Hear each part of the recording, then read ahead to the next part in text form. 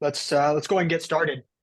Thank you everybody for coming I think this makes our third audit chat. We had one a few months ago where, in my personal opinion, the most interesting that happened on that last audit chats was when Chris got on the mic at the end as part of the Q&A and started to talk about the issues that exist in the experimental world with access to participants. And that was a bit of an eye-opener for me. It probably shouldn't have been, but I was uneducated on the topic then. And my hope, and the hope of the AuditChats team here, is that this chat can serve both to educate those of us who are not sort of intimately familiar with the experimental world and the problems that have been developing there recently in terms of access to participants, and also to brainstorm about potential solutions to those problems. So I'm going to act as a moderator here. And as someone who is not an experimentalist myself, I hope to be a sort of interlocutor for those on the call that are also not experimentalists. So I may ask some silly or stupid questions that the answers to which seem obvious to many of you, but to those of us who are not really intimately familiar with this issue, the answers might not be so obvious. I'm going to ask each of our panelists here to just in 20 or 30 seconds introduce themselves, give us a little bit of color about their connection, either to trying to gain access to audit participants themselves or trying to connect audit participants to researchers for other people. And we'll start off with you, Chris. Hi, Chris Segolia from the University of Massachusetts Amherst. I am a former, I can't even say I'm the most recent past former senior editor of AJPT now. So now I'm just a former senior editor at AJPT, and I'm a current editor for CAR. Probably the most relevant experience that I have with this topic, other than my own experiences trying to get participants, is through the Access to Audit Personnel program that Dan and I both, I think, twice served together on. And in the formation of that back around 2010, 2011. So that's my background with respect to this topic. Great. Dan? Hi, Dan Sunderland. I'm a professor of practice at Northeastern, been there for 3 years now. I was with Deloitte for 38 years, retired as a chief auditor. I was also the chairman of the RAB for 5 or 6 years, from like 14 to 19 or 14 to 20. So I've been dealing with research coming from you guys and trying to match it up with what we did in practice and actually trying to implement it in practice in my roles there. I also am a frustrated author at this point in time, trying to get people to understand why some ideas really do have academic relevance, and people have to understand how it relates to the profession. Great. Betty. Hi, I'm Betty Kozlowski. I'm a director with KPMG. I started my career in the audit practice and then switched over to university talent acquisition, and most recently took over faculty relations and academic relations. I've been involved with the, when Dan and the RAB decide they want to have a project move forward at KPMG, I help with the review process with our academic and residents, as well as our Department of Professional Practice and Risk Management practice, and have been involved with that since 2013. Once we decide we want to support a project, I also help with the outreach to get the access, which I think we're going to talk about later on. So gosh, when I thought back, it's been like 10 years that I've been reviewing and reading the instrument. So really looking forward to sharing ideas, and the landscape has changed, and what can we do to enhance, improve, and work together. Great. Thanks to all three of you. So I guess just to level set right out of the gate, maybe Chris, could you summarize how things have changed over time, the state of things now in terms of access to participants? And I'm learning that this is becoming perhaps even an existential problem for the audit experimental research group. So if you could just sum that up for us. And I think you had some slides maybe. Sure. Yeah, I'm gonna share my screen. This is a slide from a plenary session. I hope can everybody see this? Yeah, we can see that. So I did a plenary at the International Symposium for Audit Research on this very topic. And this is, I was still at the end of 2022, I was still as a consulting editor for AJPT for Gianthi. And one of the things that came up at our editors meeting at the audit mid-year in January of this year was just the stats about what was being submitted to AJPT. So this is a snapshot, it's submissions. But it was the first time ever that experimental submissions were less than qualitative submissions. Forget about the dichotomy between archival and experimental. Experimental was down to less than 10% of the new submissions to AJPT in 2022, as reflective of, I think, how difficult it's becoming to actually conduct studies. As a benchmark, back in at the turn of the century, 2020 to 2023, a look back. Now, this isn't submissions. This is actually the number. It's papers being published in AJPT. But back then, the combination of archival and experimental was about the same. This is 82% here for submissions for 2022. Publications during that 4-year period of 2000 to 2003 were also around that same range, 81% between experimental and archival, but it was 41% experimental, 40% archival. So there's been a huge flip, and there are a number of different reasons for that, one of which is just the availability of archival data, right? But another is the lack of availability of experimental data. I'm going to do one more thing that's happening out there, and there are ramifications for this change, right? So back in that 2000 to 2003 era, 80% of the audit studies, audit JDM studies, right, were done with auditors, using auditors. And that was almost about 50-50 in the 3 years of the 20s, 2020 to 2023. So that's a huge shift in who we're accessing as participants for studies, which changes the kinds of questions we can ask and address. And they may not always be the most interesting questions.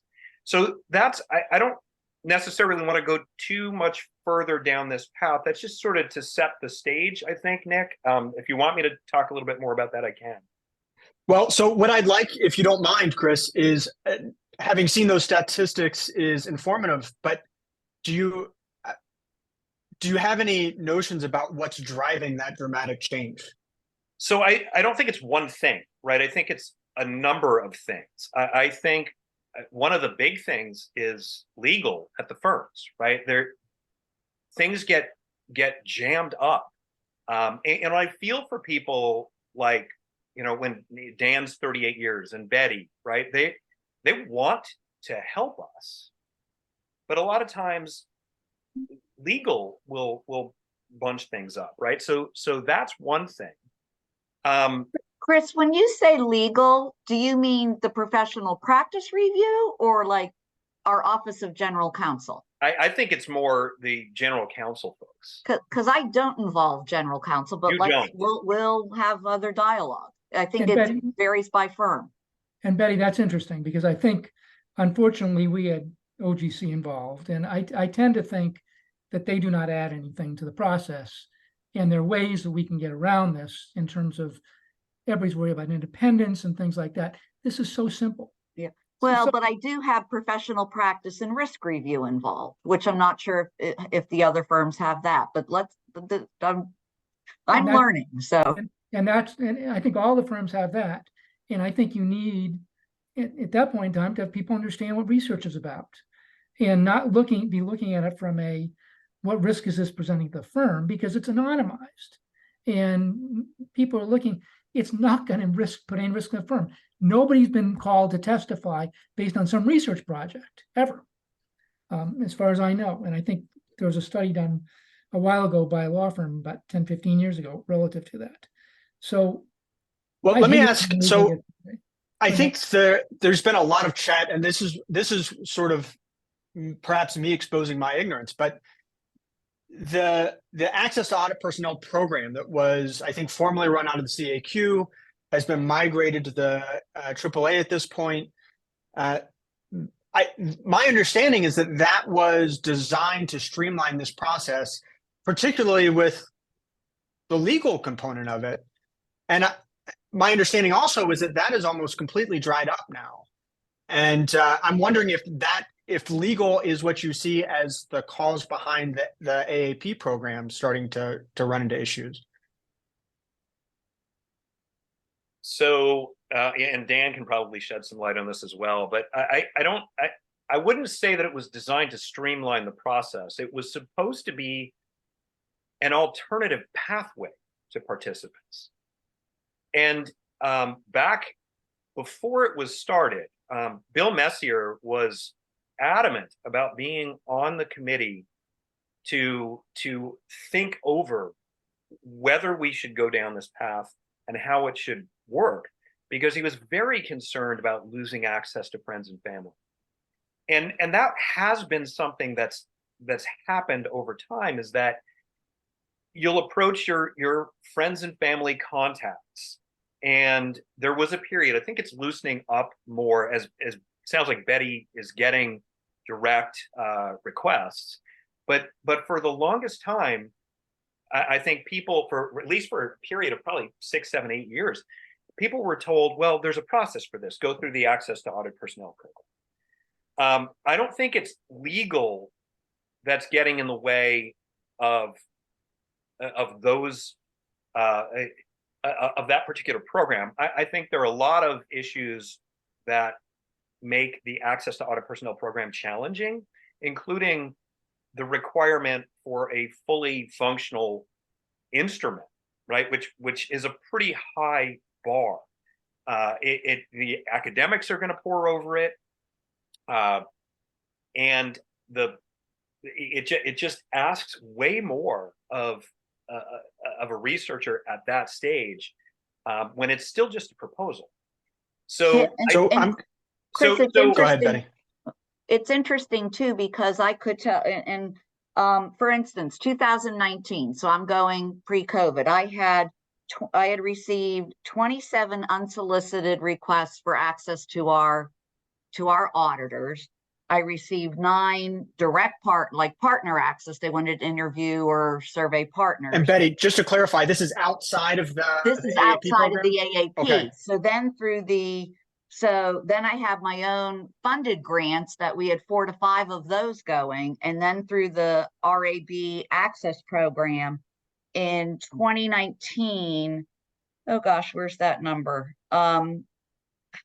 That's not the right, in 2020, I didn't write 2019 down. I can go back and get that. But in 2020 through AAP, we had 9 that came through, 2021, 5, 2022, 3, 2023, 2. So you can see, and I don't know if it's that the submissions are down or we're being, I think the pipeline got clogged because we didn't have live trainings and things. And so we're trying to get that backlog through the pipeline, but you can see submissions. And then, as I said, in 2019, I had 27 unsolicited. This year I had 12 unsolicited requests. So the volume has dropped. Chris, go ahead. And then Chris, after you comment on this, there's a couple of hands up, and I'm going to go to an audience question, if you don't mind.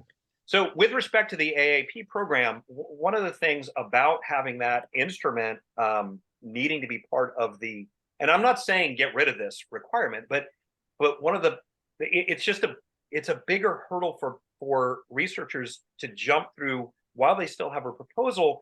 And then on top of it, there's this backlog, right? So some people are waiting, some researchers are waiting years to actually get those participants. So when you look at the Access to Audit Personnel program, what's the bang for the buck for researchers, right? They're thinking, okay, I might actually, if there's a chance I might actually get this grant, when am I going to see participants? Am I coming up for tenure? Is this for my dissertation? I can't wait that long, right? So I think that's one of the reasons and to Betty's point, the numbers of submissions have been steadily declining over the last handful of years.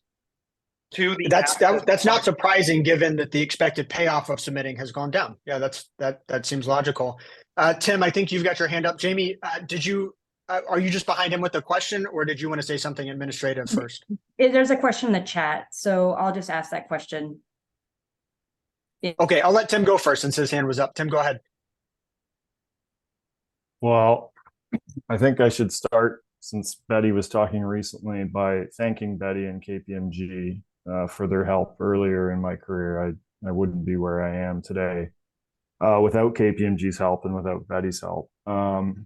But Chris, I have a question for you, but I want to echo what Chris just said about, some researchers turning away. I can tell you in private conversations of mine where I'm talking with colleagues and that, where over the last couple of years, people are saying, are you going to submit something for RAB, for CAQ, for AAA, whatever the different names are? You know what? I heard last year, Chris, is still trying to collect his data, and people were just, it's not worth it for me. I certainly haven't submitted in 3 or 4 years for that. But Chris, the one question I had, and I'll just play devil's advocate the other way. The numbers that you shared, the percentages from 2022 are staggering. But I did wonder what the raw numbers of submissions were, because, as you said, there's so much access to data for archivalists. How much of it is that they can pump out 1,000 papers if they really want? I'm exaggerating, obviously, but we know that archival colleagues can have a few more papers on the go because the startup cost is a little bit less. So the 8% of submissions represents about how many in raw numbers? So I'd have to do a quick calculation, but I believe that there were 180-ish new submissions to AJPT last year. So if somebody wants to do the math on that for me real quick. 15, 16. So that's about it, right? And I would guarantee you that even though there were probably half the submissions or less back in the early 2000s, that raw number would have been higher. Yep. Okay. Thank you. This actually brings up a good issue. And I think, Jamie, this is going to cover the question that was in chat about potential alternatives to AAP and these other programs that you guys are talking about, the friends and family alternative in particular. Emily asked what the panel thinks about response rates to those sorts of requests going out, if that's gone down. It sounds like, I think, Chris, you mentioned that the response to some of those types of requests has become, well, there's a formal process for that now, so go through the process. Is there any data on this? Is this anecdotal? And even if it's anecdotal, is it pretty universally believed that this access is dried up outside of the programs as well? So I think that probably one of the things that's happened recently is a shift toward alumni and other contacts.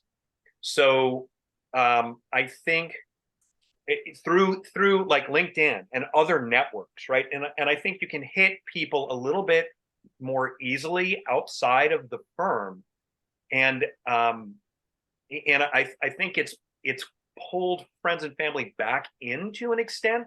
I don't know that it's that friends and family is as prevalent as it was before, but I think through alumni networks that are now easier to cultivate via sites like LinkedIn, and then make it easier to do direct requests of individuals that you may know and that they may be able to get you some more. I think that is something that's bringing friends and family back a bit. The So I think people have started to just get frustrated with, say, forget about getting an access to audit personnel grant. The speed with which you actually get data from there, as people have gotten more and more frustrated, they've moved away from even trying to get an access grant and started to do these other approaches where they're doing direct, not through the firm, direct to individual requests. And Dan and Betty, can you guys maybe comment on what the firm's view is on that approach? Is this, Yeah, Dan, maybe. Let me step in on a couple of these things. I know just from a personal perspective, I always worry about friends and family because your sample is biased. You aren't picking, you're picking one location or two locations, and that is not necessarily representative of what the entire firm thinks. And that's why when KPMG does something, they tend to administer something in a training program where you have a nice diversity of folks sitting in. So I worry when we do friends and family just because it's biased one way or another. Methodologically, there's a problem. And then what about the firm's view on it themselves? I see in the chat here, Jenny is saying that she's heard at least that firms are actively discouraging their auditors from participating in friends and family requests. No, can I speak to that, Dan? One of the things that our folks know is if they get a research request, they know that they need to make sure it's been approved for members of the firm to participate. So for instance, when I get these unsolicited, I review them, it goes to our academic in residence, it goes to Department of Professional Practice, we have comments, we'll share them back with the researchers, they may or may not address them. And at that point, we'll decide, yes, we'll participate, no, we won't participate. If we agree to participate, we will handle the distribution. But the responses are pardon my language, but they are just pitiful right now to get people to respond. And I've done some different things the past couple months, which has helped. But for one of the AAP projects, I sent it out to 66 people to get 25, and I had 3 responses. Another one, I sent it to 64 to get 20. I had 4 responses. It's just, I sent to 70 to get 25. People are just, whether they're ignoring it, not paying attention. And I really think I'm now getting back live into the classroom at Lake House this month, next month in October. And I'm probably shouldn't have said that because my mailbox will be full, but it really, we try to say you can't do this. And, sometimes they'll say, what if I give a gift certificate? We don't allow our employees to take a gift certificate to participate in a research project. That's a part of their responsibilities. And what I've done now is I've put in about the firm values, and it's supporting the profession, it's supporting academics. Those have helped, and I'm getting better responses. But Betty, can I? Yeah. So we've got a few hands stacked up, but if you don't mind, I really want to try and get at the sort of the root cause of this problem. Chris speculated that it might be potentially legal earlier, but it sounds like if the firms want to funnel things through sort of a national office, they don't want researchers reaching out individually to people they happen to know, friends and family, because the firm wants to approve it, but the firm gets the request and then can't actually provide the participants because the response rates are so low.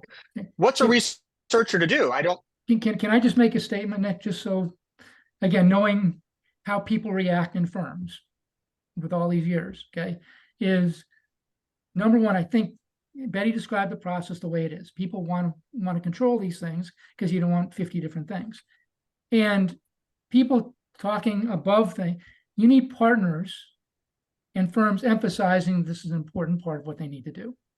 So if Betty's presenting, if it's part of a KPMG training program, somebody has to stand up there in front of folks and say, this is important.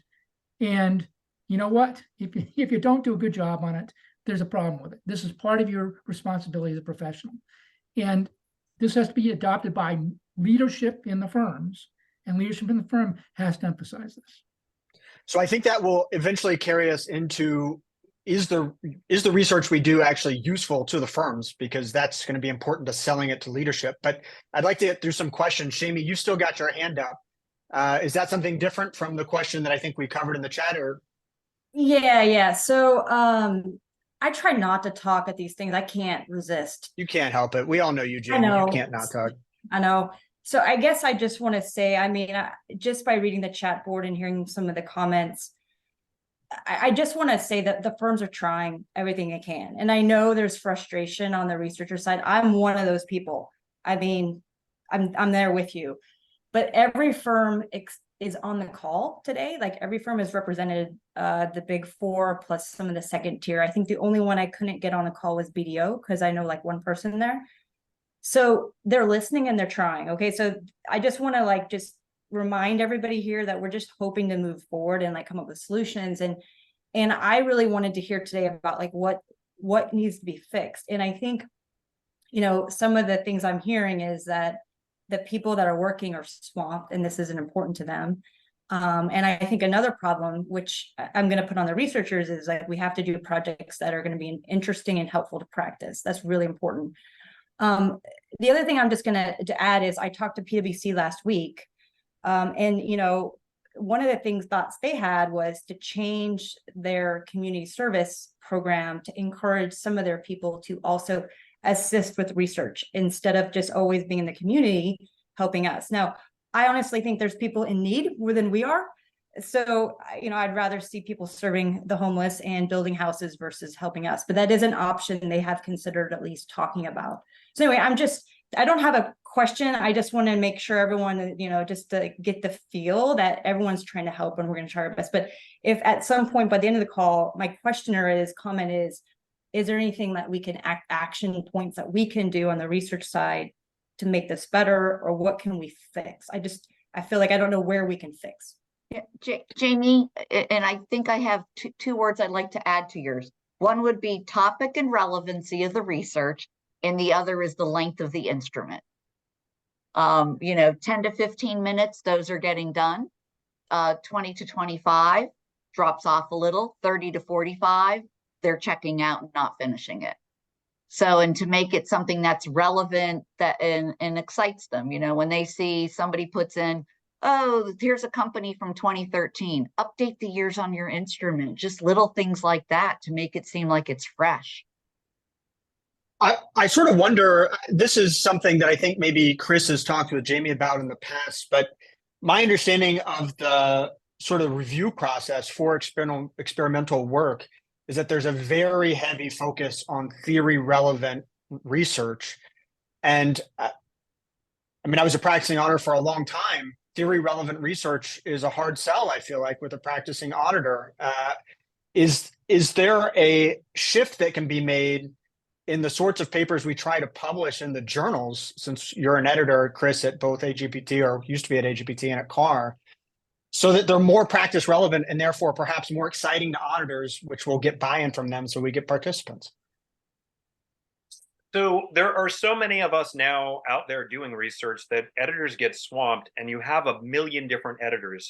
So having some sort of consistency and continuity across an editorial team sometimes gets challenging. And some editors, for me, especially at AJPT, but then also at CAR, I want to see what the practical implications are. I don't necessarily just want to see that there are esoteric theoretical implications that researchers might be interested in, but then really have no grounding in practice at all.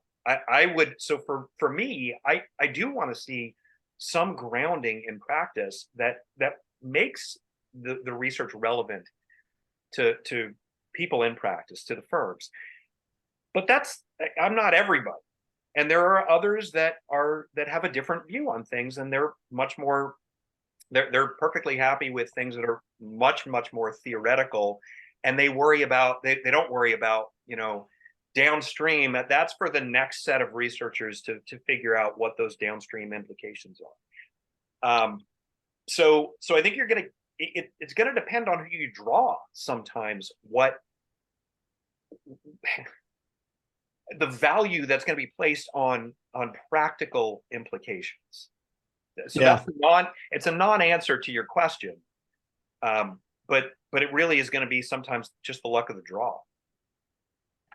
Let's go back to the questions. We've got quite a few hands stacked up here, and I apologize to those of you who raised your hand 10 minutes ago and the conversation has moved out from under you. But Aaron, did you have a question or a comment? Yeah, so that's exactly right. The conversation's moved far from my original comment, but I'm sorry I'll about still that. use that's okay. I'll still use the opportunity to comment on what's happened in between. To Betty's point about they're not allowed to do any kind of compensation. It's only for service. I know a few people have commented on this in the chat, but I've run studies where we appealed to their better nature and studies where we gave compensation, and no joke, it's like 10 times more participate when here's a prize drawing. The other thing also, we a lot of us use the line, when it's done at training, we are the last thing between a bunch of 20-somethings in the bar. And so, that is also problematic in terms of getting people to participate. So it would be really nice if the firms would reconsider the possibility of just let's do a prize drawing. It's not really compensation, it just puts a little something out there for them. That's actually not what I wanted to raise a question about. It goes back to when Chris was talking about, the bar that it sets to have a fully realized instrument and a proposal in the AAP when you go and put that in. One thing that I've tossed around with some people is, do we have an opportunity here to treat it more like a registered report? So, we've gone through a full review of academics and practitioners. I did a CQ project and had a review comment that says, well, this doesn't seem very interesting to practice. Are you kidding me? The RAB thought it was interesting to practice. Dan's laughing. He was my advisor on that project. But, that would be a great opportunity. So maybe what we could do is in conjunction with AJPT, AJPT could say, we will treat all CAQ sponsored projects as a registered report. Now, of course, you got to let people have the option. Hey, I got great results. I want to go to TAR. But if people know going in, it's a registered report that will at least get to AJPT, which is fantastic for most of us. I wonder how that would change things. I'm sure that would affect, if it's no results projects, I'm sure that would affect AJPT citations. But that's what I want to throw out there. Thanks, Aaron. And I do wonder, this is, Betty, you mentioned that you've had a hard time getting responses even after sending out large sort of batch requests, but that you're getting ready to go back into in-person training. Yep. How much of this problem is like a COVID effect where people are not in person and you can't dangle the bar out in front of them to get some results, even if that affects the quality of the result that you're getting? And do you think it's going to improve because you get access to people in person now? Oh, in person, when I look at, and some of them are on this call, I would, if they had access in person, they'd have 5 classrooms, 120 people, and they would get 90% of them would complete it and do it correct. Whereas if it's virtual, it's just another thing in my inbox. Nobody is there looking at me. One of the things we did do is one of the researchers put a video together for me and we attached it to the request and they said, hi, I'm so-and-so from this school. Here's the project, it's on this. Thank you so much for completing it. And that helped to drive up the virtual participation. Or they put their picture. So like cute little things like that. I'm actually trying to find out our virtual trainings. Could we have someone, a professor, come in at the end and say, okay, we're done with this. Hey, you're going to be receiving this link in your inbox. This is my research. Would you complete it? So we're investigating that option. Live, if you can get live, huge difference. Pre-COVID, how many of these requests were fulfilled via live participants? Most of them? Most of them. And Chris, do you have any idea? Sorry, Dan, go ahead. Depends what the firm was. Yeah. Okay. KPMG did it that way. We did not do it that way. What KPMG does is the best way to do it. Okay, well, that's good from a Deloitte guy to hear. Chris, do you gave us data from 2000-ish to 2003, and the obvious thing that happened in between there is COVID. Is that what's driving most of the effects here? Do you have any idea? Like, is it a straight line and then COVID hits and plummets? So COVID certainly hurt, and the firms, they were very concerned about employee well-being, and they didn't want to stress especially, you know, staff out with one more thing to have to do, right? Mhm. So I think COVID really put a noose on access at that point. But having said that, I remember sitting in Margot Cella's office, and she has this whiteboard. If you've ever been down to the CAQ and sat in with Margot, there's a whiteboard there with the firms, the member firms, what's, you know, and I don't know that this is still the case since it's more AAA than it is CAQ, but she'd have the firms, the projects, how many participants were still needed. And there's always a certain degree of backlog. It's not like things happened in an instant, but not to the extent, you know, COVID really, you know, Betty is a better person to speak to about that, but COVID really put a stranglehold on things. But now we're coming out of COVID, and so I'm hopeful that we see that in the rearview mirror and start to see greater participation. And I think there are things that the researchers can do, like Betty said, to make it a little bit more attractive to participants to actually choose to click on that link and go ahead and do it. And I think that part of it is also what Dan said before, where if there's buy-in at the firm, if you've got partners kind of pushing this, if this is, you know, hey, COVID was awful and everybody was working remotely, they didn't get to connect with other people at the firm, everybody was stressed, but now we're moving back to in person. It'd be great to sort of make this, even if you're still stressed, okay, here's a diversion. You've got all this other work. Here's a charge code. Here's a diversion away from your busy day, and that's presented by higher ups in the firm that way. I think that can help with that participation proportion. Chris, one of the challenges with that too, though we're back live with training, it looks different because we learned there are some modules we used to do live. Those are more effective being done individually or virtually. And so the length of time where we're together live is not, you know, senior training would be Monday to Friday. Now it's maybe 3 days. So it's harder to find those slots also for people to come in and have access to the folks. And speaking with the other, they had noticed that also. It's the composition is changing. So we need to think about how can we make it work so they will respond.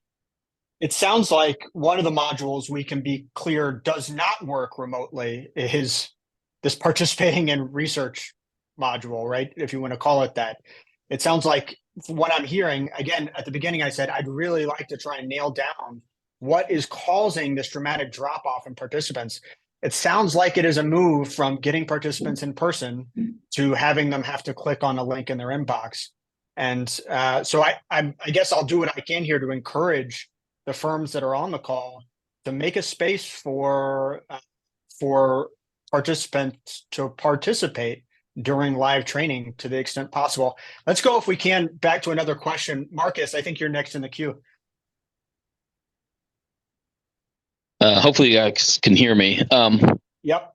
So one of the things I've thought a lot about here, and I've been kind of bouncing back in my head about how to phrase this, but I've always wondered why the firms don't see us as a resource. So, I mean, most of us, speaking for myself, certainly would do research on questions that the firms care about for free. I mean, I'm more wondering why they've never thought to simply use us as free consultants for questions that they care about, right? Because we can do it. There's an immense amount of brain power on this call that is untapped when the firms don't tap us to help them answer their questions, right? And we can do it in ways that they are not trained to do. And so, you know, if you looked at a field like medicine, you would never have doctors scoffing at research, right?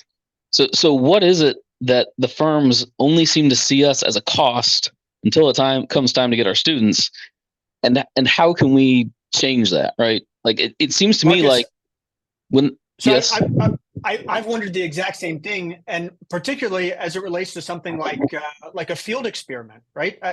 There has to be questions that the firms have an interest in knowing the answer to, and knowing it based on rigorous research. and they've got access to a whole lot of people desperate to do rigorous research. And they So don't need to I'm pay curious, consultants. Dan and Betty, are there people in-house that are answering these questions with like A/B testing, or how do you guys, when you want to implement a new program or policy, how do you know it's the right one? And is there any way to tap the academic community here to help you figure that out? But I think it has to be relevant research, and firms tend to want to do things themselves, and they do not apply necessarily a rigorous academic process to that.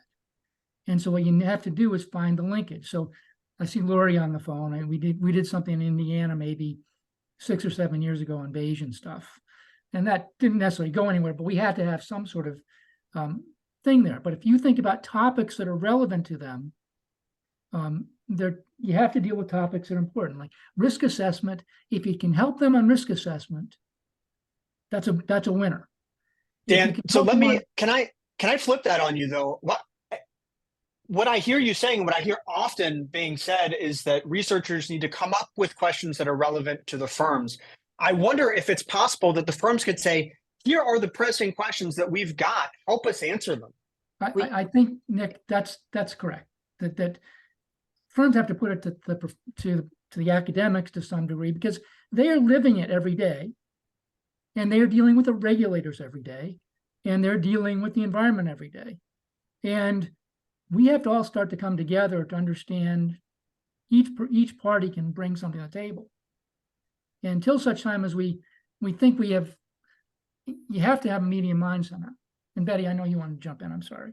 Yeah, and we actually, Nick, have done that. We have our academic research projects where we will put out a request for proposal on topics that are of relevance to us, and they go out about every 2 to 3 years, and we award research grants to the teams. And we changed the last go around, and you needed to have a junior faculty member as a part of your team also to help to with folks getting tenure and whatnot. So we're trying to wrap up this last round, and then we'll revisit what are the topics, and we had like 3 different categories and things, and we looked at it from a global perspective. So it's there, but it's not widely available, or disseminated, I guess is the right word. But and I know we've got some other faculty on specific projects they tend to reach out to and use their knowledge, but it's a valid point. Are there other things we're doing?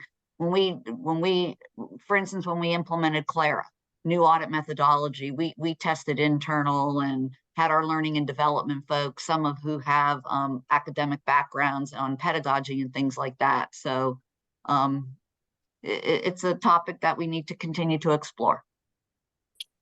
Emily, do you want to come on? I think you're next in the queue. Yes, thank you. Oh, I thought someone was before me. Now I'm here.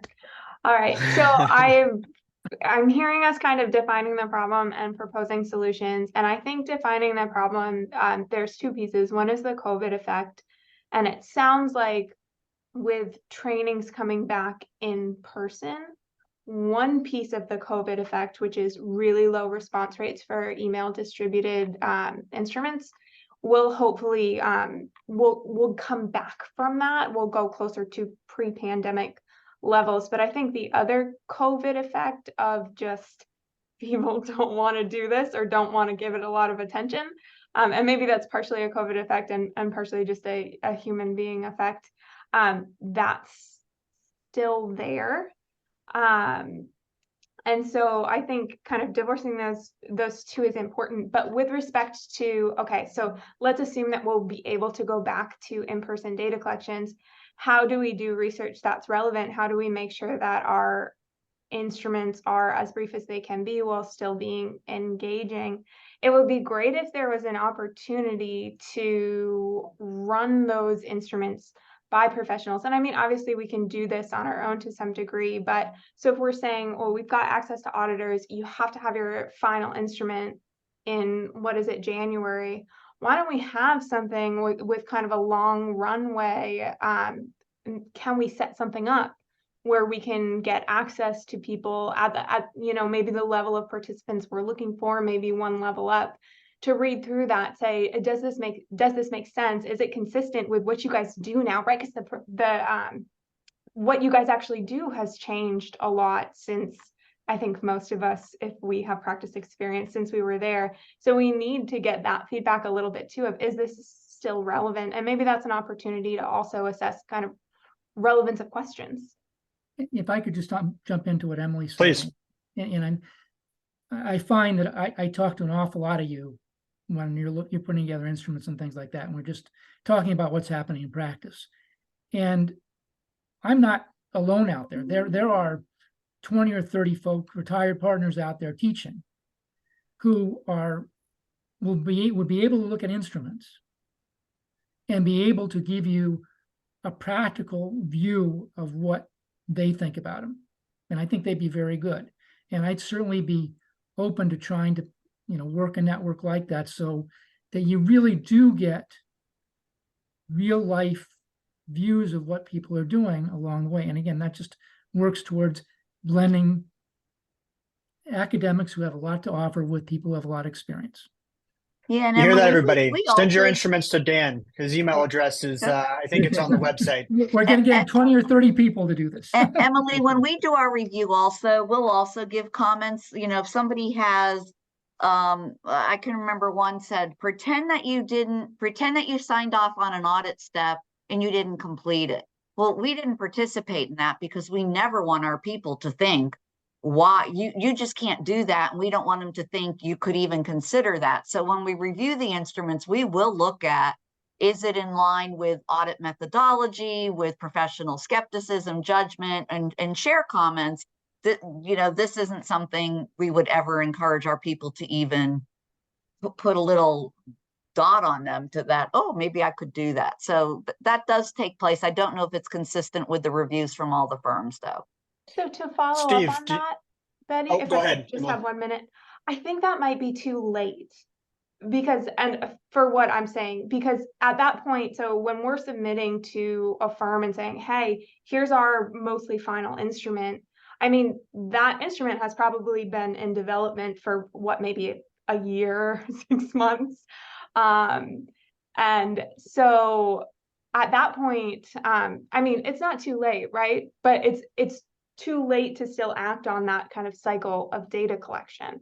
And so what I'm saying is, well, maybe we could get some earlier, less formal input. I mean, for that specific instance, I'm not sure that I think we should just know that.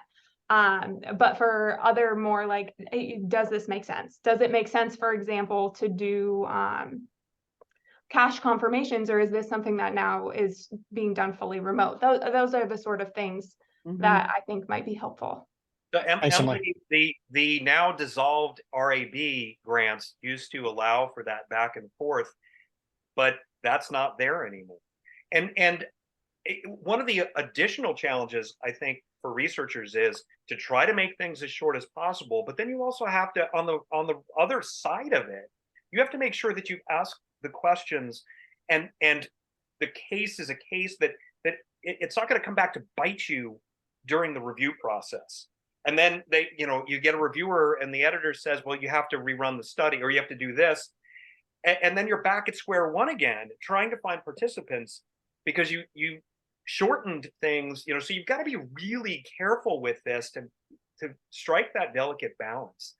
And I'll go on. Go ahead, Chris. I was just going to mark this in the conversation as I'm just going to call out Jamie here and say, maybe this is something that the AuditChats community can do here, is put together a group of people. It sounds like Dan knows some names and is perhaps willing to be a part of it himself, that can do that very first level of sniff test on instruments before it's gone through 6 months of development and gets sent to the AAP or whoever else wants a sort of polished version of it before they put their stamp on. I just off the cuff idea. Steve, you've got, I think your hand's been up for moving on half an hour now. So please come on. No, that's quite all right, Nick, and I appreciate it that I've been learning. So I appreciate the calling on me, but also appreciate the opportunity to learn from others. And thank you for doing this session. This is so very important. So thanks to you, Nick, and Jamie, and virtual panelists. So important. I've been around for enough years. I do remember the days where if you wanted to do experiments, you did auditor judgment. that you certainly would never do financial accounting because everybody knew, at least thought they knew back then, that the market was efficient in capital markets. And therefore, if you wanted to study psychology at all or anything behavioral, you turn to auditors. And by the way, a firm known as Pete Mark Mitchell back then was giving research and auditing grants to pay for it. So it made it quite lucrative and quite an easy call. And over the years, as Chris indicated, the trend just shifted. And I was as curious as anyone as to perceived reasons for that shift. And I'm hearing three things. One is the legal restrictions. There's not much that academics can do about that. The other, which I think is briefly acknowledged, but we just have to be blunt about it, archival data and access has become more accessible. So archivalists, I'm not saying it's easier, but it's more accessible. It's more possible than it was in years past, certainly when I was an assistant professor. And the third reason, which is arguably the most disturbing, is that the auditors just aren't that interested in what we're doing. And that's the one that bothers me the most. And let me just make the pitch. I hope I don't sound too sanctimonious, but part of that is on us as professors, because we have to acknowledge that the reason that auditors might be disinterested in our research is maybe we didn't motivate them as well as we could have when they were students. And I see my former star student Dan Rimkus on the call there, so he's going to keep me honest if I misspeak here or speak too boldly. But I would hope that any auditing class, and I know a number of people on this call teach auditing, puts in enough research into that class. Maybe you do. I don't know. I'm not saying we're not, but puts in enough research in that class and the relevance of that research such that students, when they graduate, know the importance of research and are less inclined to be, the non-respondents when they get that call from Bet Kozlowski or anyone else. So it's on us. I always wondered, what's the metamorphosis that takes place when someone graduates and becomes an auditor? They're still the same person. So we have them. We have these auditors in our grasp. We have direct control over them. We just happen to call them students. And so I think, again, my pitch, sorry for sounding a little bit sanctimonious, but part of it's on us. I think we need to motivate the students to realize that when they get that call 3, 4, 5, 10 years later, there's a reason for it. And Steve, just sort of dovetailing off what you said about relevance and behavioralists and things like that. I think in this world now, where quality control at firms has become very important, it's important for behavioralists to help the firms understand psychologically how you remediate, first how you detect root causes and how you mediate it. And you have to get it out of the simplistic thinking that I think the firms sometimes employ without a rigorous background in understanding how you change behaviors. You can't just say, oh, we'll give a training. That does not do it. And that's when you look at some of the responses to the PCOB, they'll say, we'll give a training. Well, that's not going to work. You have to give it in a certain environment. You have to do X, Y, and Z. You have to monitor in a certain way. And those are all things that you all know a lot more about than people who are in practice. And there's a great interaction that can happen there. And that's why I think that we really can, the academic side can contribute a lot is if we can make it relevant to the firms. Yeah, and Dan, along that line, if we've given you access, I have some on this call who, when the paper is done and it gets published, they say, hey, my paper's published, here's the final version, and we share it around and whatnot. How many of you are doing that? That when you do get a hit, that you circle back and, hey, that project you gave me access to 3 years ago, it got published. And I think that would help to show this research project did have a positive outcome, and it wasn't just something that ended up on a shelf. So think about that too, to help to toot your own horns. And maybe not just with the people in Betty's shoes who are trying to get people to participate, but I wonder if it wouldn't make sense to send that sort of message to the participants themselves and say, here's the study that you helped create by being a participant in academic research. I know when I was in practice, I did at least 1 or 2 of these things, and I would have loved to have seen, okay, this is the final thing that I actually helped to create. It never happened. I have no idea what happened to those responses that I gave. And I'll give another example again, relative to final papers and things like that is when I'm trying to respond to the PCOB about what I'm going to do as a remediation action. If I had a paper that said this sort of action is productive, I get a straw in my hat because I actually have some backup instead of something that came off the wall. So those are all relevant things that I think make arguments stronger when you're trying to defend a position. David, I'll let you come on and we'll finally have cleared the queue here. Sorry for the long wait. No problem. I entered and exited the queue at one point too, so that's on me. So I want to follow on the theme of Steve Kachmeyer's earlier comment that some of it is on us as well. And I've noticed in the comments here on the side, there's this sub-conversation going on.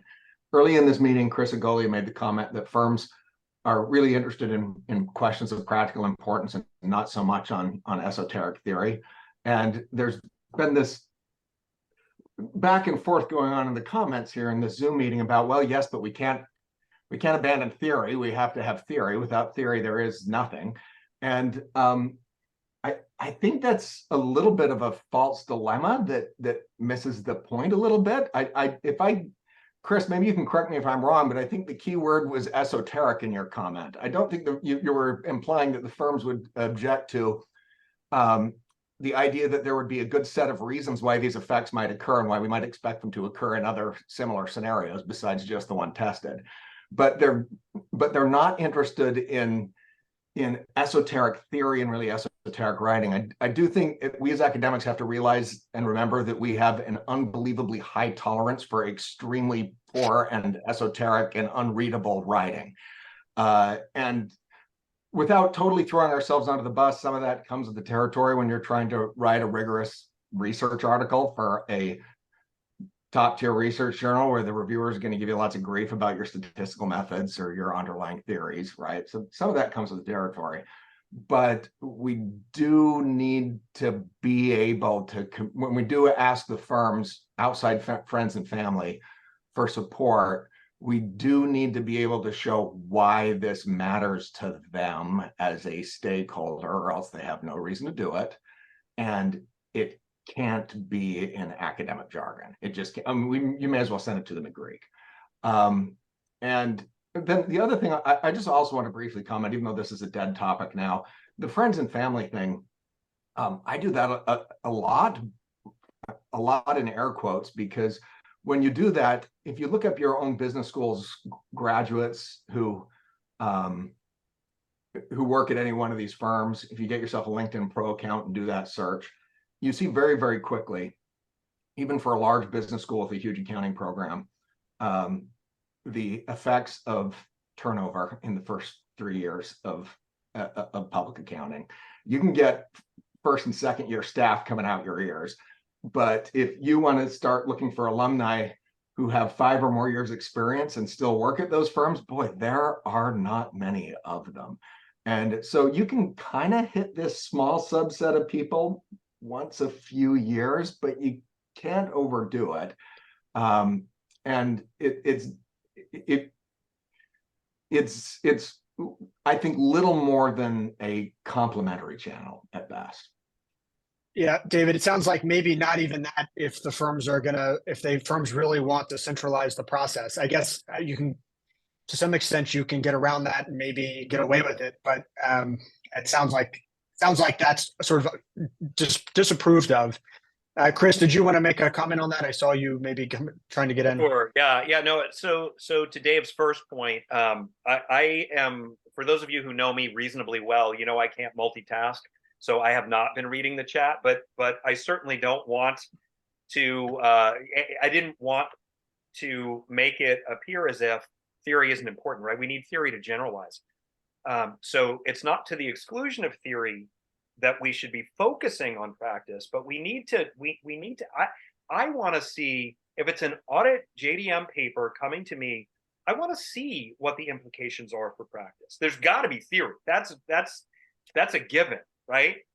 But then I want it grounded somehow. I want to know how this finding can be applied in some way, shape, or form in the real world.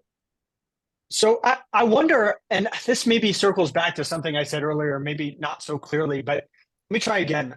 I've got colleagues here at UT in like operations management who go inside of companies where these companies are thinking about implementing some particular sort of change. So Betty mentioned that that KPMG will put out like a when I've read those in the past, maybe I'm not thinking of a KPMG one, but they're quite general. It's something like, we're interested in research on topic X, on risk assessment, for instance. I think, Dan, was the example that you gave. I'm thinking of something maybe a little different, where a firm is actually going to implement a change, and they want to know what the effect of that change is. And an experimental researcher can come in and help them make that rigorous, tell them what the effect of that change is. And then the theory comes in as a layer on top. That's maybe the firms don't care about the theory, but the theory helps inform the predictions of what the researcher think is going to happen based on the change that the firm is going to implement anyway, and helps that generalize to perhaps other firms that might consider a similar change or in a different time or place. Are we just so far removed from a world in which you sort of bring an academic in-house to help you implement a change and understand what the consequences of that change are, even though, you know, public companies do it all the time? Is that a pipe dream that might be possible? Nick, we have an academic in residence, and it was a 2 or 3 year rotation program. So we use our academic in residence on those types of projects. Are there papers that come out, research papers that come out of that? Maybe when they leave there are, but not while they're in-house. I have not seen any, because it's all proprietary to the firm. Stuff. Yeah. I mean, it's proprietary, so it's hard to, in some ways, write a paper right off that. So you have trade-offs there in terms of what you get out of it. Certainly you got a lot. And by proprietary, we mean it's not in the firm's interest to disclose the sorts of changes they're making internally and whether or not they work. Is that what we mean? In theory, KPMG wants a competitive advantage. They can do it in a different way. Now, we all try and get that advantage. And so therefore, once it's out there and used and implemented, it's fair game. But we don't. What we're thinking about I don't want Deloitte to have that insight before we put it into practice or utilized it or gotten PCA fair enough. approval. So in theory, if somebody, again, I'm going down this quality route, if you had come up with theories and studies in terms of how to implement root cause analysis or identify remediation measures relative to things, then somebody might tag off that academic paper and say, gee, that'd be great to bring you in-house to help you implement what you did in theory. And people just have to be aware of that. But that way you got a stake in the ground, credibility relative to things. Now that's one person's view, but that's how and Dan, I think that is going on, but it's not widely publicized. So you don't know who of your peers are doing work for the firms because of confidentiality agreements. Well, and one other thing that I think is a little bit problematic for the firms relative to people in operations management is that there are 1,000 corporations out there, right? But there are 4 big 4. There's a limited number of the next tier. So it becomes probably a little bit more challenging to keep that veil of anonymity if you're going in and doing a deep dive at a particular firm. It's an interesting thing that Chris brought up, and that I would say, and what I've noticed now since I'm on the other side, is that there are a lot of mid-sized firms out there that need a lot of help. And therefore, if some result of a study can be applied broadly, I think you have a lot of recipients out there if you can manage to get something out there. Let's go to Patrick. Sorry again if the conversation has moved on since you raised your hand, Patrick, but by all means, ask your question. No, I was just going to talk about, I think that some of this, like, it's a small piece of it, but I think we need to stop doing this to ourselves as like reviewers and editors and stuff, because I think that a lot of people will be like, oh, this is a decent idea. Like, just run this other thing, or, you know, this can hit this A journal if you run another study. Whereas maybe it's like, maybe that paper we need to either revise our expectations of what one study can do and accept that science is incremental and builds upon itself, and you're not going to do everything in one shot, you know, or maybe that goes to a separate journal and they don't have to run another study there, right? But I think we have this, like, it's like a tragedy of the commons, you know, where it's like they'll just keep sending these people out to graze their cattle, right? And then all of a sudden there's no grass left, right? Obviously the grass being the experimental participants. But We follow. That's good. I'm just letting you know. I've heard, and granted, these are anecdotes, but I've heard of people who at TAR it takes 4 and 5 rounds, and each round they're running an experiment with auditors, and it's like that. It dries up that resource. It leaves everyone with a bad taste in their mouth, including the firm, because they're like, "What the hell are these people doing?" That they haven't been able to get what they needed the previous 4 times that they came and used our people's time. Like, is this paper really that important that we need to send another group of people to trainings and to get them this data? And so, I mean, I get it. Sometimes you need to do an additional collection, and I've had to do one on a paper of mine. It's a bad situation to be put in. Sometimes it's necessary. I just think that it can't be like the go-to solution of like, hey, it makes me wonder, like Chris. thing. So it makes me wonder, Chris, you showed the number, the decrease in the number of papers, but has there been a decrease in the number of experiments, and now just every paper has 5 of them? So can I can I share a graphic? Yeah, please. All right, I've got to move on here. I'm hoping, let's see, get rid of that. Can everybody see this?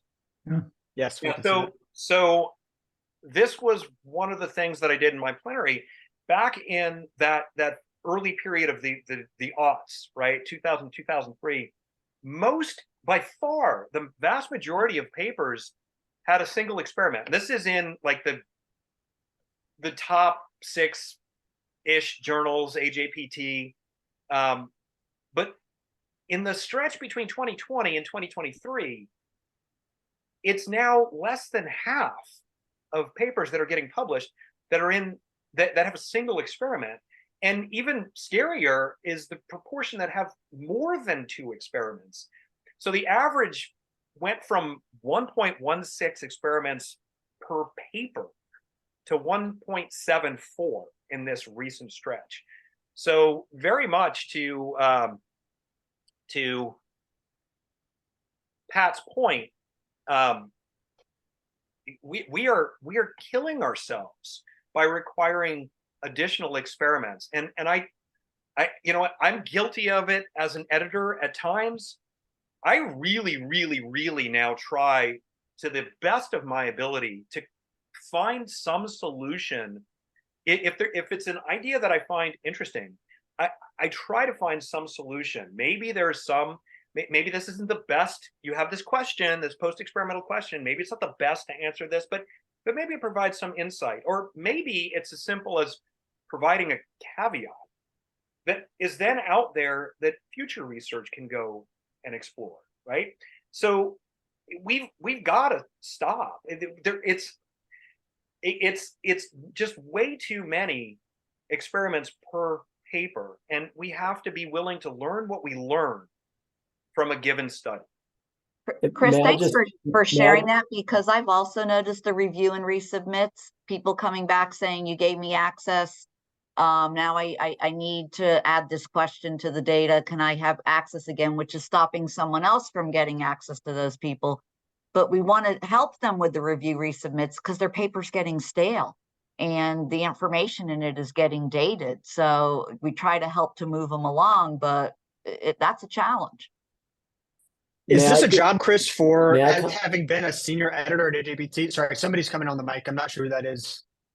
I think it was Scott Vanderbilt. I was just gonna, if I could just make a comment, just because Chris, you're giving me some flashbacks. So when I was on the job market 21 years ago, Ira Solomon told me to my face, he says, going forward, it's going to require at least 2 experiments for every top 3 journal. I mean, he just flat out said, this is the direction we're going. And as a rookie, I just looked at him and smiled and said, okay. And now 20 some years later, we see that statistic, and that's the way, things sort of progressed. But so there's a Leiby, Rennekamp, Trotman paper that I commissioned at AJPT, and I knew Ken Trotman's position on all of this, and I gave them, it's just a small part of their paper, but I gave them the opportunity to make the statement that we have to think about auditors as participants differently than we think about MTurkers or MBA students or managers, right? Not audit managers, but managers. So we're different. Audit JDM research on auditors or professionals in some way, shape, or form, CFOs, whatever. It's different. These people are a scarce resource. We've got to think about them differently during the review process. What's the role for a senior editor at a journal, Chris, to put their foot down on this issue and say to the other editors, listen, the asking for another experiment should be the exception, not the rule? Is that in the purview of a senior editor at a journal? The senior editor sets the tone, right? And the senior editor will have meetings with the other editors. So that there is definitely an opportunity to do that. The senior editor at AJPT also clears all the decision letters. So at some point you can see if there are additional experiments being asked for. And it might be that really there's no way around it, right? There are times when there's no other choice. It's not like we should never ask for additional experiments. But the senior editor does have a role to play. They can help with that. But they have to be in the know to know that it's not even just experimental research, it's audit JDM research with professionals that has to be sort of held off in a little separate box when it comes to asking for such costly additional data. So there's a few hands up, and I do want to, before we end the call, get around to sort of what the future of the AAP program looks like, where that goes, where it should go. But I want to clear the queue first before we change the topic. So very quickly, we've got 3 hands up. David, go ahead. I just want to point out briefly, Chris's data at the beginning already showed that audit experimental is a shrinking world of people. We have a non-trivial percentage of the reviewers, the world of reviewers here on this call. Can we all please agree to knock it off with the asking for unnecessary additional experiments? I know of a recent paper accepted at a very top journal that, not one of mine, but it was required to run 8 experiments before finally getting accepted in the audit space. This kind of stuff is absurd, and there has to be a cost and benefits consideration, and we're in the camp where the costs are very high. We're just hurting ourselves. You're here. Aaron. Yeah, I guess one thought that I've had as we've discussed a lot of ways to work with the firms. I think all of those efforts are good, and I appreciate the efforts that Betty and Dan and others have made to get access to participants. Are we kind of giving up on getting access through other channels? Is that kind of a lost cause at this point? Are the firms making it too difficult? Because it seems like, and I understand that it's within the firm's purview to say, these are the particular types of questions that we want answered. These are the things that we find interesting or the topics that we think should be explored. But there are some topics like ethical related questions that are rarely, if ever, going to be approved, at least in the current environment, going through official channels. And I guess I just wonder, is our research now, the topics available for study, is that fully subject then to the firm's discretion, where there may be questions about, ethical behaviors, and some of that may be understanding how to prevent these behaviors from happening, not encouraging people to imagine that they've ghost ticked, but to help understand why someone might ghost tick in the first place, or whatever the unethical behavior is. Maybe Betty, can you comment on that? How should researchers think about access outside of the sort of centralized process set up by the firms? Is the firm's position that there should be no such access, or what should researchers do when they've got a topic that a firm might not want to know the answer to? Yeah, and it's interesting. Like, I think if you have an idea and you want to think, oh, is there a research project here? I call them, those are coffee chats. And I'll usually connect them with someone, whether it's in the local office, your school recruiting partner. Do you want a coffee chat to talk about, kick around this idea? And you're not even, to me, that's open. We should be having those discussions. And then now I've got my project. But Aaron, I'm not sure if your question was like, could you reach out to someone at KPMG without going through our review process?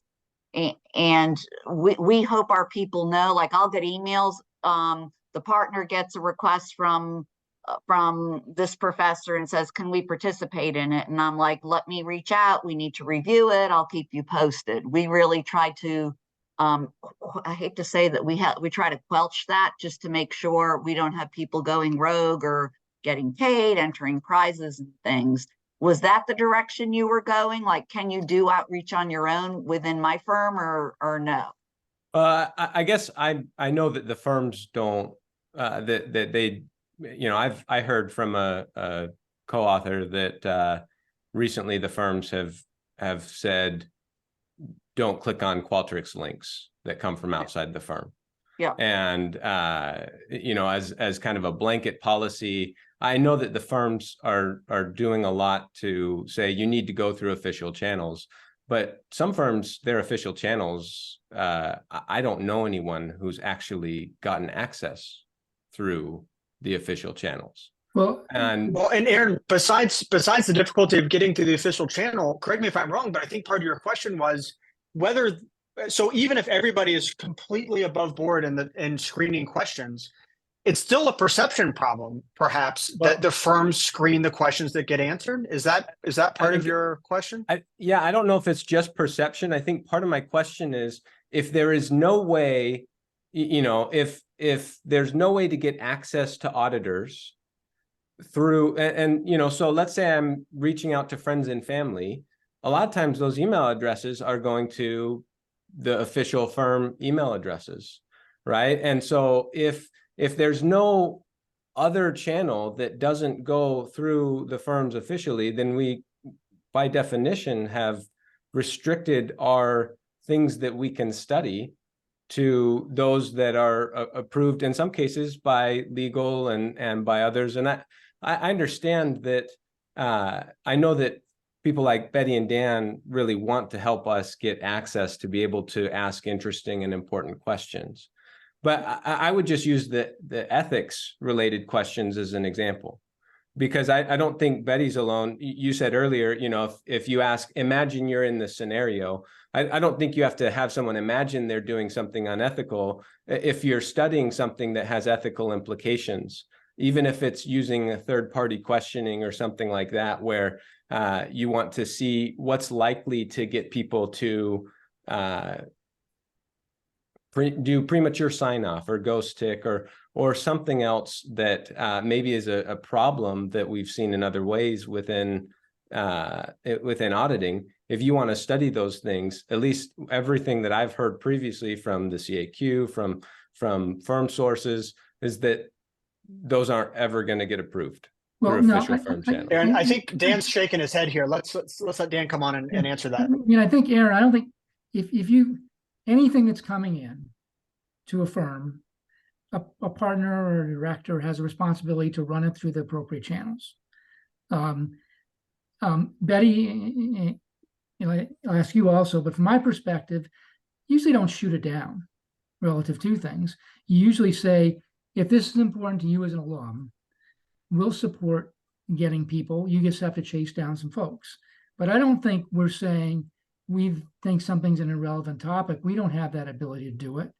But if you want, but again, if we think it's a big picture thing, we might want to put it across and do it at a national program level. If it's a smaller thing that we don't think is that worthy, we won't say don't do it. We'll just say, okay, partner, you can then take responsibility for getting folks in the firm to do it. But I don't think we shut down things.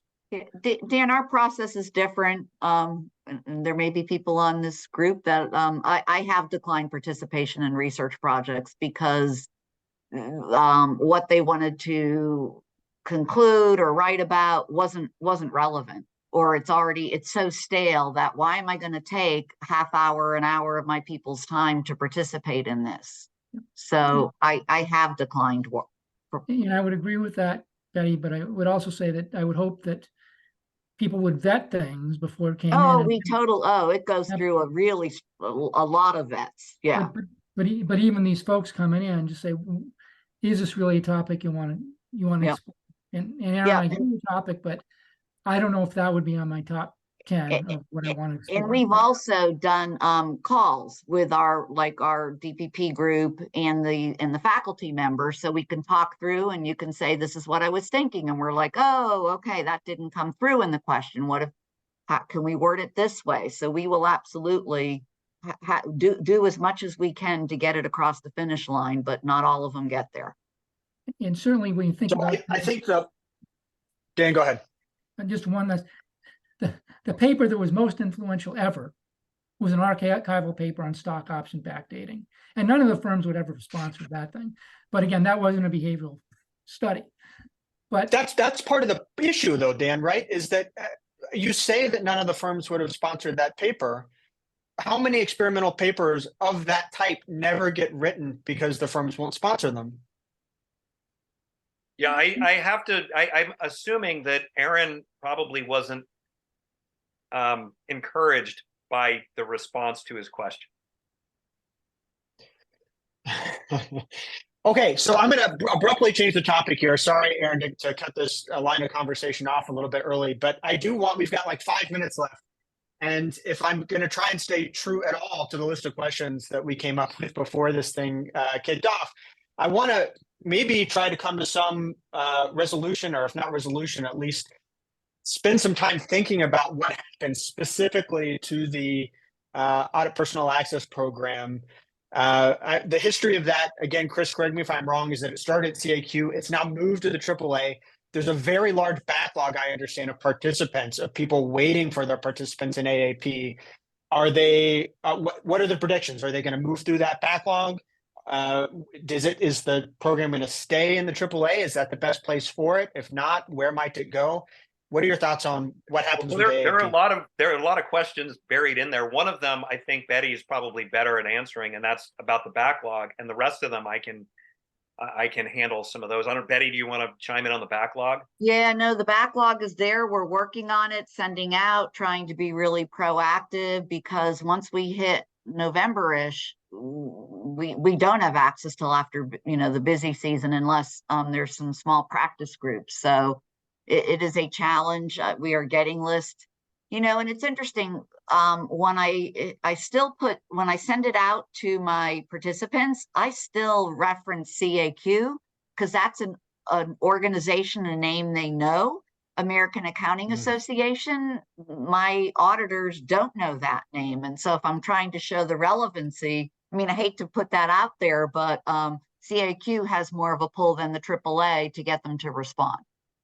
So, and I know from talking with Mary Beth and others, my firm is not alone in having challenges getting the responses.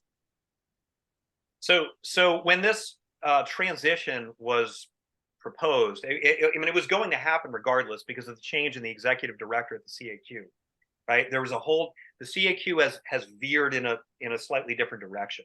So we didn't quite have the same support. Margot's time wasn't going to be, she was not going to be able to devote as much time to this facet of what her job was. So it was going to have to change. And the three of us, it was Jennifer Joe and Jackie Hammersley and I, as the scientific committee on the Access program, we were very concerned. We met, I think it must have been at the audit mid-year in Vegas. So what was that, 2022?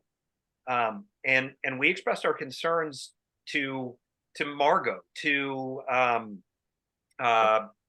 the executive director of the AAA. Her name is escaping me right now. So we had multiple conversations at this meeting, expressing our concerns. And I would say that the AAA did a reasonably good job. But one of the things that we said was really critical was to have Margot still somewhat involved. She needed to run the meetings. And it's only twice, right? It's 2 meetings, but she had to kind of run the meetings because she had the gravitas and the skills to actually run those meetings. They're going to, the firm representatives will pay attention to Margot. And then also the AAA was then supposed to touch base with Margot periodically because Mary Beth's not going to move firm folks where Margot could, right? Margot leaning in can do that to some extent. So that was so the shift over hasn't been as I'm okay with the way the shift over has happened. The question really is this? It's an existential question. Is this the way to move forward? We at that meeting a year and a half ago, we were really concerned that if we didn't push to at least try to keep the program at that point, that maybe there'd be even less access. So we fought at that point to make sure that the firms were still engaged, that the CAQ somehow still had some kind of connection. But now And what is the state of it now, Chris? So is Margot running the meetings? It's fully transitioned to AAA? Yeah. So Margot's involvement is small, right? She will run she'll be there for the scientific committee meeting and then for the joint scientific practice committee meeting. And she will periodically check in on the firms to see how access is moving. But that's it.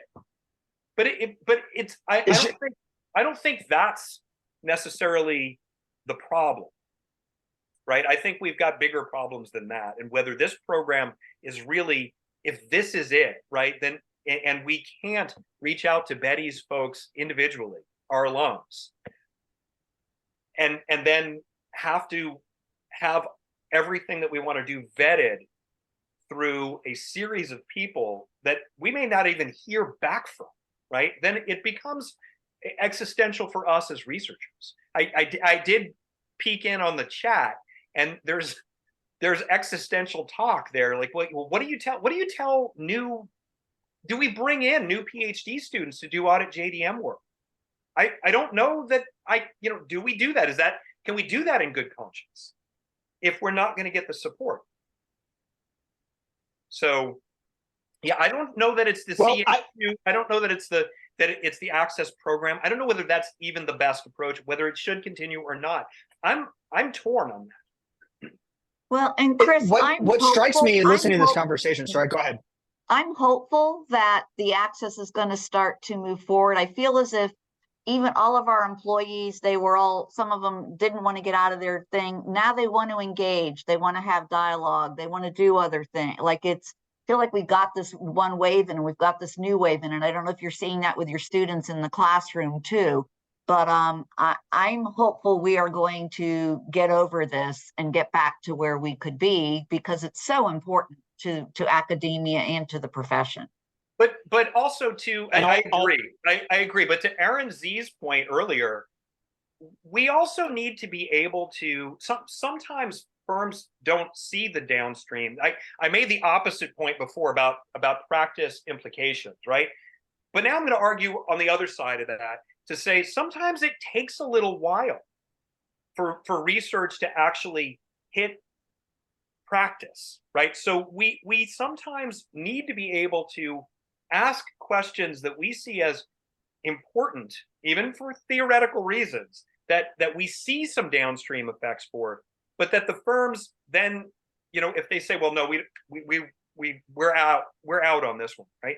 Then it becomes impossible to do that, especially if the people are our own alums are being told, don't click on that Qualtrics link, right? So it's really, I know this is a frustrating thing on all sides, right? It's not like the firms aren't frustrated by us coming back and saying, okay, well, somebody didn't complete the instrument, or the journal is asking for another experiment. And it's also, and it's frustrating on our side as well. And that's why I think this is a good conversation to have, because at least we get to know a little bit more about what's happening on the other side of this, right? I get to see a little bit of it because I do talk to the people on the access panel, but for the most part, we don't really, we in academia don't necessarily know what some of the stressors and strains are for the firms, and vice versa. All right, guys, we've got to close this up because we're over time. Jamie's asking if we can close with each speaker saying one thing we could do to move forward from this point. Maybe we'll start with you, Betty. What's the one thing we could do to sort of grease the gears here in terms of access to personnel? Give me relevant research. Be more willing, and I hate to throw this in now, but someone starts a project, they get a phone call, they come back and you say, no, I can't use their data, that they've completed it all because they've timed out. We need to address some of those other concerns on how we can use the data and not continue to figure out ways not to use the data. We need to work together, relevancy, engagement, and just realize one person alone is not going to solve it. We need to come up with different thoughts and ideas that we can get buy-in from others. Relevancy is number one. Dan, what's number two? Relevancy. I mean, I think so much of what we're saying is that we all have a view towards improving the profession, and we're all professionals. And therefore, there should be a meeting of minds relative to what are important topics, and everybody should listen. And that doesn't mean you shut out people asking for access, but it means it does get vetted in a thoughtful fashion. And nobody's saying this is, you're horrible relative to things, but people are living it. So I just want to have, so we saw relevancy, I want to say interaction. Let's talk and make sure we talk to each other and not say, oh, this would never happen in practice, or academic research is irrelevant. Those two things, everybody shuts each other out. Well, the hope is that this is at least our first step down that path, Dan. Chris, you want to close us out? Number three. Yeah, so I don't even know where to begin. There at the International Symposium on Audit Research, there were a handful of people that came up with some really interesting ideas. Tamara Lambert's got a few, Joe Schrader, Miguel. There are some interesting ideas out there, but I'll take a cop out and say, okay, we've got to maybe I don't even like giving this answer, to be honest. I think we can do more to sell our research and to make it seem more important. One of Tamara's ideas was to actually go create a committee at the auditing section level of the AAA that can get invited to the firms at training sessions to actually talk about why, interesting research and how it is of practical importance. But I also liked the idea, and I forget who said it earlier, that we need to kind of sell it. Maybe it was you, Nick. We need to make sure, maybe it was Steve Katchelmeyer, that our students, when they leave us, understand what auditing research is, and so that maybe they have a greater appreciation for it. I apologize for my halo back there, but I think that's the cop out. I think there are so many different things that have to happen. Yeah, that doesn't sound like a cop out. That sounds like a good way to end things. And I do want to thank our panelists very much for their time today. I want to make the point that this is the beginning of a conversation and not the end of it. I've seen in the chat people saying, listen, we've got to maintain some enthusiasm to push things forward. I couldn't agree more. So let's make this the beginning. Thank you, everybody who was listening and for your questions. And I'll close by saying that our next meeting of the AuditChats group is actually going to be in person. It will be the conference we have in November, which you should have gotten some information about. The team here at Texas is currently going through the papers that were submitted, and hopefully soon we'll have that list of papers together. We look forward to seeing everybody who can come in person here in Austin in November. Thanks, everybody.